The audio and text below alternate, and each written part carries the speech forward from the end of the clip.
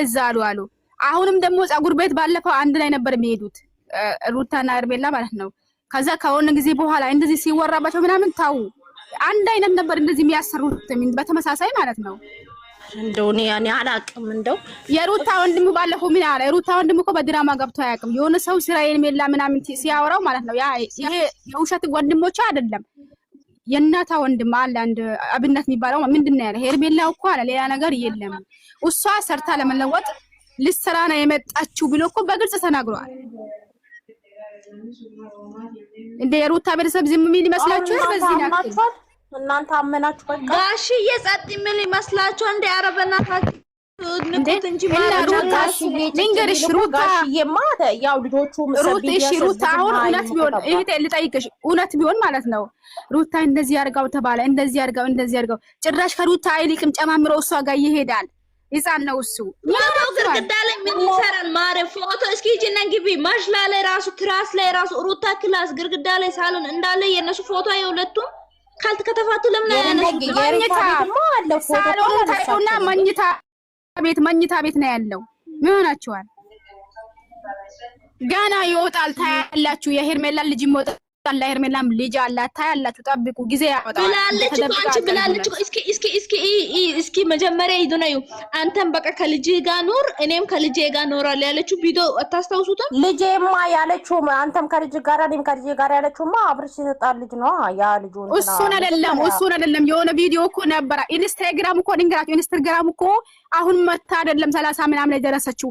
የድሮውን ቪዲዮ እኮ ፕራይቬት አድርጋው ነው ፎቶውን ቪዲዮውን ፕራይቬት አድርጋው በአዲስ መጫን ጀመረችው እንጂ እኮ የእርግዝና ፎቶ ነበራት እዛ የቤተሰብ ያን ፕራይቬት አድርጋው እኮ ነው የድሮውን ፕራይቬት እንዳለ ፕራይቬት አድርጋው። ቲክቶክ ራሱ ሌላ ነበር አሉ ቀይራው ነው አሉ።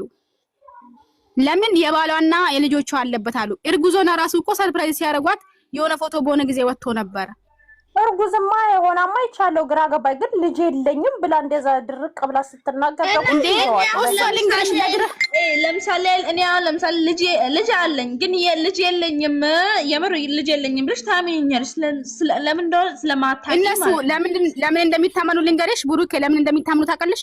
ይሚላሉ ስለሚብሉ ሰው እሺ ባለፈው ማርያምን እርጉዝ ነኝ አላለችም። የታለ እርግዝናው የታለ እርግዝናውማ እንትን በወደቀች ሰዓት እንዴ ውሸት ነው ወላሂ ውሸት ነው እንዴ እና ንገሪሽ በአንድ ቀን እንዴት ነው በአንድ ቀን እንደዛው ነው የሚነሳው? ወላሂ ውሸት ነው። ምንም አልወረደምም ቁርአን አላረገዘችም። ወረኛ ወላሂ ለዝም ነው የሚነግርሽ ለድራማ ነው። እሱ ላይማ እኔ እርግዝናዋ ላይ እኔ ራሴ አላመንኩም። መጀመሪያ ጊዜ እርግዝናዋ በመጣይ ሰዓት አላመንኩም። አዎ እሺ ማርያም እንደምዳለች በውሸት ነው ማርያም እኔ ሄርሜላ በሰዓቱ ሪታ በቃ ከህይወታቸው ልታስወጣ ምናምን የሄደችበት እንትን ነው መሰለኝ። ውሸት ነው ስለበቅ በውሸት ነው የሚሉት ማርያምን እግዚአብሔርን የሚሉት በውሸት ነው። በውሸት ከየት መጥቶ ነው እርግዝናው? የውሸት ወረቀት እኮ ነው ፎርጂት አሰርታ ያመጣችው። እንደዛ ከሆነ ይዟት አይሄድም ነበር። እሱ ለምን ይዟት አልሄደም? እሷ በራሷ ጊዜ ተመረመረ። እኔ የምልሽ እንዴት እንደሆነ ልንገርሽ። የእሷ ሲስተም ማለት ነው 10 ቀን ነው የጠፋችው አይደለ? በ10 ቀን ውስጥ ሄዳ የጠፋችበት ምክንያት ከወንድ ጋር ስትማግጥ አሁን ልንገራችሁ እኔ የመሰለ ወይማ እያዳምጪኛ ወረቀት አሰርታ መጣ። ወረቀት ትፈልጋለህ አንተ ውጤት ስለምትፈልግ ብላ ነው ከቦርሳ ውስጥ ያወጣች። ያ ወረቀት ምንድነው? ፎርጅት ነው ወረቀቱ። እሱን እኮ አንቺ ልንገርሽ እሱም ያውቃል ሁላችሁም ሩታም ታውቃለች። ይሄ ድራማ ነው ያው ውሸት እንደሆነ ማለት ነው። ግን ደግሞ አንድ ነገር ልንገራችሁ አሁን ማለት ነው ይሄን ድራማ ለማስረዘም ነው ፍቅር እንደዛው ላይ መጣችው።